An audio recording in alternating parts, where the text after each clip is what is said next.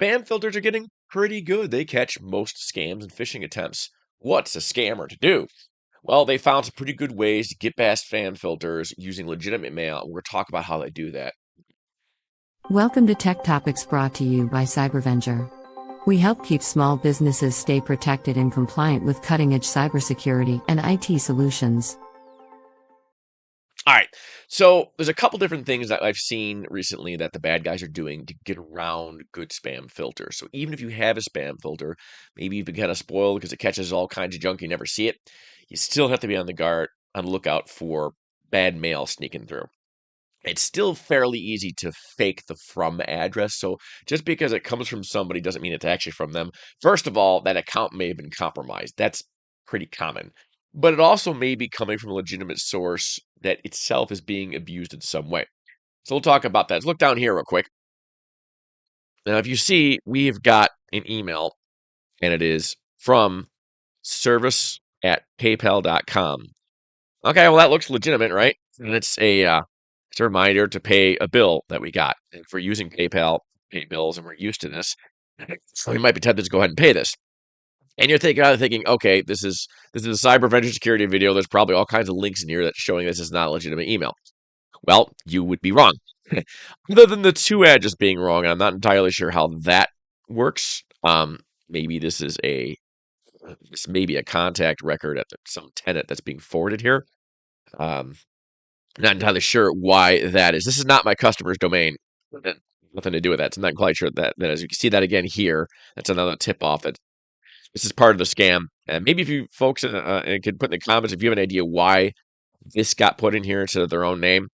But if you scroll down and you look at our email here, okay, here's some links. And all of this is, look down at the very bottom left. It's all paypal.com. PayPal.com, blah, blah, blah. It all looks pretty good. That's LinkedIn, and I believe that is, in fact, LinkedIn for PayPal. Yeah, and Twitter and all that. And more PayPal links. Okay, so this is all legitimate looking.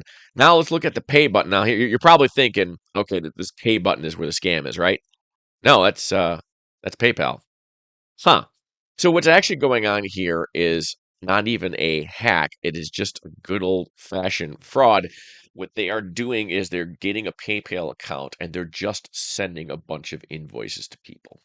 Will hopefully brainlessly pay it because maybe the name kind of looks like something they know. They're expecting it to go on. So what they're trying to do is they're hoping that you will just pay this invoice when you get it in your mailbox. Their name is kind of vaguely familiar. Mariano, there's a lot of those. Torres, it sort of sounds vaguely Spanish. That's a pretty common name, right? Something you might run into, and maybe go, oh, I kind of know that person. Oh, that's that person I worked with last week that fixed my HVAC. Yeah, okay, pay, and they may accidentally pay it. That's the scam. There are other folks doing this too, and they're using DocuSign. I don't have the DocuSign one in front of me, but I've seen DocuSign itself is legitimate, but the document in DocuSign allows you to forward off to another website. Kind of a flaw with DocuSign. So just because DocuSign's legit doesn't mean the message you're getting from DocuSign is, and you have to be very careful when you're getting if it pops up any message that pops up and says you're being forwarded to an outside site, that's your clue that you're about to go somewhere else, and it will probably ask you for your credentials when you click on that. After you click on that, and it'll probably have like a 365 logo or something, and that right there is when you're giving your credentials to the bad guys. So I guess my whole point is beware of appeal to authority. It's a very common reputation writing. Those two are both very common methods to get you part with your sensitive information, like your passwords. And that's something the bad guys are using to get around spam filters. They're using legitimate services that probably have been whitelisted, that have high, confidence score in the spam algorithm, that've been around a while, and they're trying to hijack people's reputation, DocuSign's reputation, PayPal's reputation, because they are legitimate companies. But they're abusing the systems themselves to get a message out to you to hopefully trick somebody out there into sending them money or giving them information. Now, that's something to look out. It's kind of a trend I've seen. Spam filters get better. the bad guys are going to adapt, and this seems to be a trend of how they're adapting. So look on. It may be other stuff that is sent to you, maybe not just be PayPal or DocuSign, maybe some other company you're used to doing. Try to think about, well, should I be getting this message? Why is it asking me for credentials? And be very suspicious of that sort of thing. And hopefully I'll keep coming out with more of these before you get them, and that'll help stop you from clicking on the wrong thing. Thanks for watching. We hope this video has provided valuable information to you. Be sure to share this video with other small business owners to spread the word about the importance of cybersecurity. As always, don't forget to like and subscribe for more videos like this.